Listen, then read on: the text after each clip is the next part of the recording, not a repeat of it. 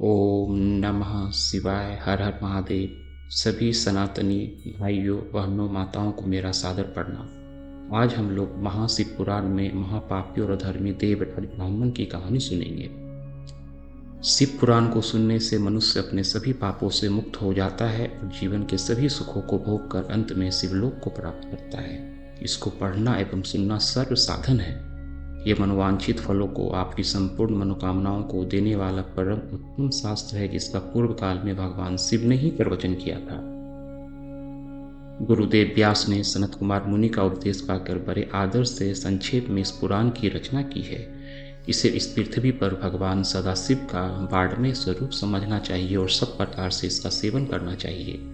संपूर्ण सिद्धांतों के ज्ञाता महाज्ञानी श्री सूत जी ने बड़े प्रेम से मुनिश्रेष्ठ श्री सौनक जी को शिव पुराण की उत्कृष्ट महिमा सुनाई है।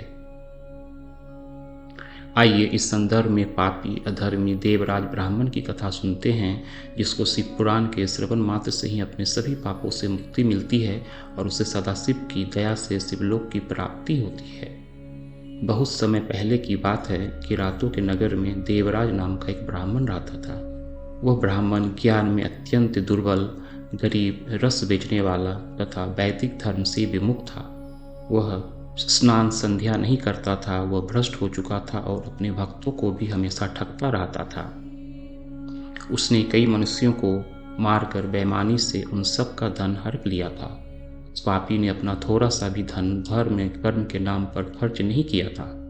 वह धर्म भ्रष्ट और आचार भ्रष्ट तो था ही, इसके साथ साथ वह वेश्यागामी भी हो गया था और अनेकों पराई स्त्रियों से संबंध बनाता रहता था।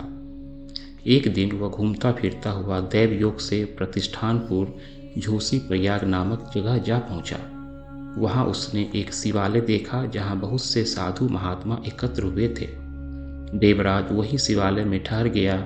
वही रात को उसे ज्वर आ गया, जिससे उसे बड़ी पीड़ा होने लगी। उसी शिवालय में एक ब्राह्मण देवता शिव पुराण की कथा सुना रहे थे। चूंकि देवराज ज्वर में शिवालय में ही पड़ा था, इसलिए वह भी शिव पुराण की कथाएं सुनता रहता था। 1 महीने बाद ज्वर के कारण दुर्बल हो जाने से देवराज की मृत्यु हो गई। मरने के बाद यमराज के यमदूत उसे पांसों से बांधकर बलपूर्वक यमपुरी ले गए। जैसे ही वो यमलोक पहुंचा, वैसे ही वहां शिवलोक से भगवान सदाशिव के पार्षदगण आ गए। वे कर्पूर के समान उज्ज्वल थे। उनके हाथ में त्रिशूल, संपूर्ण शरीर पर भस्म और गले में रुद्राक्ष की माला थी, जो उनके शरीर की शोभा बढ़ा रही थी। वो सभी पार्षदगण देवराज को कैलाश ले जाना चाहते थे, पर यमदूत ने उन्हें ऐसा करने से मना कर दिया। फिर क्या था, पार्षदगणों ने यमदूत को मार पीट कर देवराज को यमदूतों को चंगल से छुड़ा लिया और उसे अपने अद्भुत विमान में बैठाकर कैलाश ले जाने की तैयारी करने लगे। ऐसा होने पर यमपुरी में भारी कोलाहल मच गया। कोलाहल सुन यमराज अपने भवन से बाहर आ गए। साक्षात रुद्रों के समान इन पार्षदगणों का धर्मज्ञ धर्मराज ने विधि पूर्वक पूजन किया और अपनी दिव्य दृष्टि से सारा मामला समझ लिया। धर्मराज ने भय के कारण शिवगणों से कुछ नहीं पूछा और देवराज को शिवदूतों के साथ कैलाश जाने दिया।